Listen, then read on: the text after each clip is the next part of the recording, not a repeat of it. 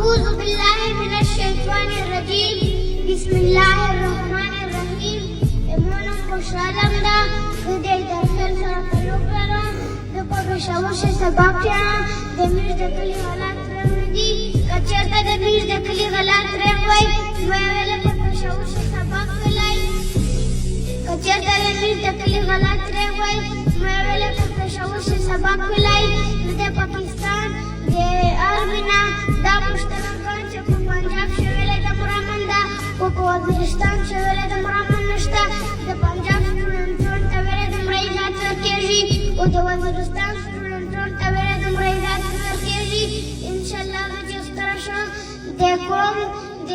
امن دپاره زه هرې قربانۍ ته تیاره وم انشاءالله زه خپل تقریر ختمولو دپاره